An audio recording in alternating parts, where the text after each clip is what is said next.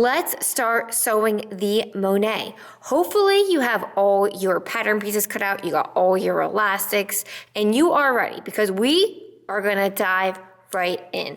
The only elastic that you need for this step, and we are assembling the bra cups for the first step, is your narrow fold-over elastic. If you want to use the wider fold elastic, that's totally fine. I am a smaller size, so I'm using the narrow fold-over elastic. I have half of the cup assembled. I think that it's easier sometimes to see the after when I'm explaining the steps beforehand. The first step is that we're just getting our sewing juices going, is to sew the vertical seams on the main fabric and the lining fabric of the lower cups. Now these pieces are really easy to get flipped up. Something that is very helpful for me so that I don't get the cups mixed up or in the wrong orientation is that the wire seam line is more curved than the vertical seam. So if you see this little swoop right here and this swoop right here, that is more curved than the vertical seam. So I know that that is the wire seam line and that's not the curved seam. Also, the center front cup, I'm not flicking you off, but the center front cup is smaller than the side cup. So that's how you know that this is a center front cup and this is the side front cup. So you want to place right sides together and you're going to sew this with a straight stitch, 1/4 inch seam allowance, back stitch at beginning and end. Super easy. Again, we're just getting our sewing juices going. I rarely use pins, but for the sake of this sew along, I will just pin it. And also to note is that we are sewing the main fabrics and the lining fabrics separately. Okay, so now to sew the foam cups. So for the main fabric and the lining fabric, you're sewing it with a regular seam allowance, 1/4 inch. The seam allowances for the vertical seam on the foam cups have been removed. And again, I think it's very helpful to see a little visual and that they are not sewn the standard way a seam is sewn.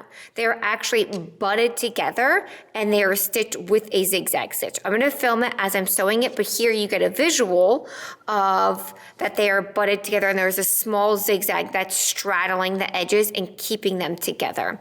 When I'm sewing it, I think it's helpful to add like a little straight stitch back and forth. I do at the top because sometimes it spreads open and that just keeps it together.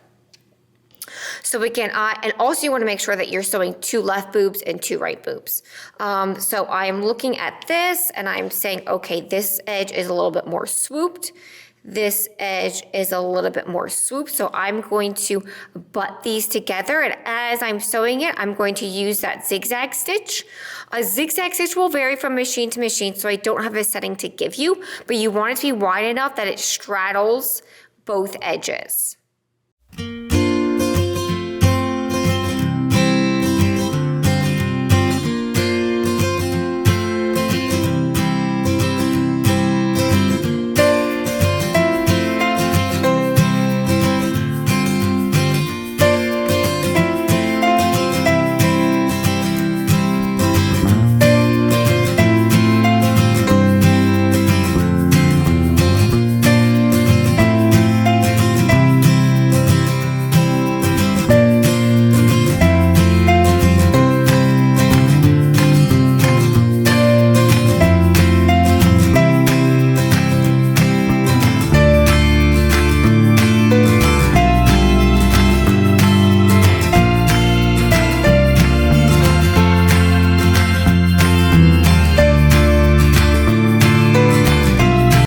So I have all 3 lower cups sewn independently, main fabric, lining fabric, foam cups. For the lining fabric, I also pressed seam allowances to the side and added a zigzag top stitch. That's optional, just something I like to do.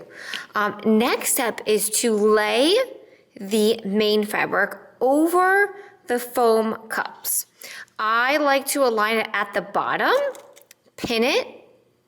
Where the vertical seams are, I like to align it so that the vertical seam on the main fabric is aligned with the vertical seam on the foam cups. There should be about 1/4 inch of the main fabric hanging above the foam cups on the inside. And once I put in this last pin, I will flip it over and show you.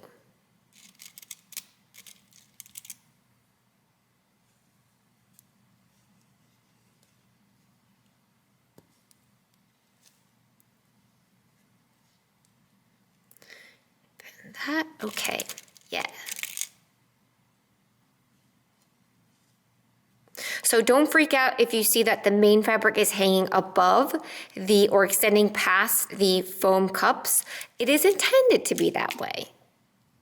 So that is your seam allowance to attach it to the top cup. So what you're gonna do is you are going to sew a straight stitch. This is the decorative top stitch that is on the lower cup. I like to increase my stitch length to 3.5. I was always taught that for top stitching, you should increase your stitch length. Some people, they don't do that, but for me, I like to do that. So with the wrong side facing up, you are gonna sew about a presser foot width from that foam cup edge using a straight stitch. Whether you want to use a longer stitch length or not, you are going to sew all the way along this edge. I don't backstitch because you might see the backstitch on the exterior of the garment, on the finished garment, and it's sewn into another seam, so that will lock the stitch. Once I sew that first one, then I flip it to the right side, and I use that stitch line as a guideline to sew all of the rest of the seams, or this top stitching, I mean.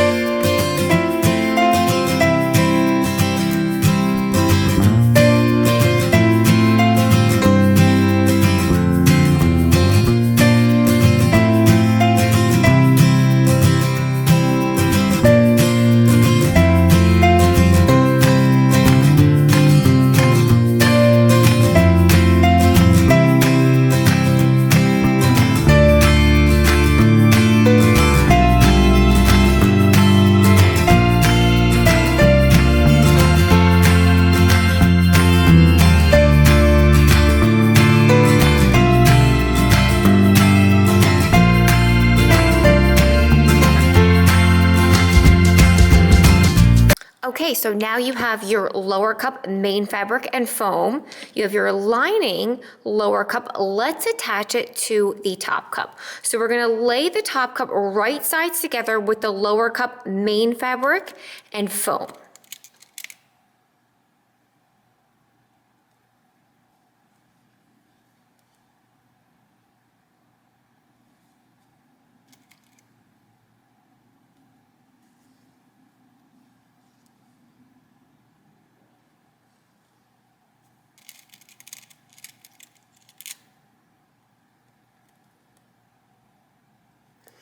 Now we're gonna put the lining on top. Right side of the lining is facing the right side of the main fabric and foam cups so that the top cup is sandwiched in between. You are gonna sew these together along the top edge. What is really important is that the sewer in you is going to want to get really close to that foam edge. You actually want to leave about 1/16 of an inch from that foam edge. That is going to help with a really clean turn back. So what I mean by that is that you're going to want to get really close to this foam edge. Leave a little bit, like just like 1/16. That'll help it to fold back, and so that the fabric is not poking out to the top cup or folding towards the top cup. This is called turn of cloth.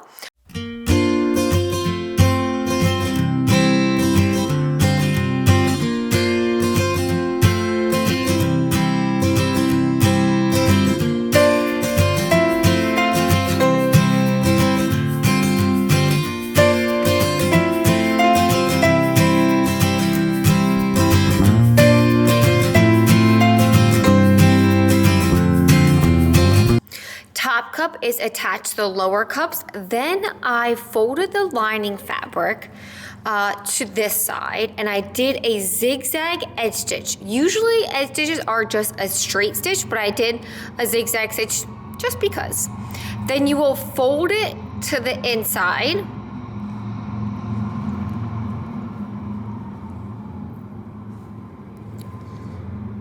and then do a top stitch all the way around the wire seam line. This just helps to keep everything in place when you're sewing the cups to the frame. The last step for assembling the cups is to sew the fold over elastic along the top edge of the neckline. So the first step is to, with the bra wrong side face up, you're gonna lay the fold over elastic. Now usually fold over elastic has a shiny and a matte side. The shiny side should be on the exterior of the garment when it's finished. So with the bra cups wrong side face up, I'm gonna lay the matte side on top. And I'm gonna do a zigzag stitch. Again, zigzag stitch is gonna vary from machine to machine, so I can't give you a number. I know you're gonna hate that, but it's okay. And you're gonna stitch as close to the edge as possible. You don't want to be in the center or towards the indentation because you don't want there to be a little lip. So once you have this sewn, then you will flip it to the right side and you will sew another zigzag pass, the same way as the first one. And by pass, I just mean step. The fold over elastic is usually sewed in 2 steps or 2 passes. Bra cups are assembled. At the end of this step, you should have your top cup sewn to your lower cups, all the stitching on your lower cups, and the fold over elastic along the neckline.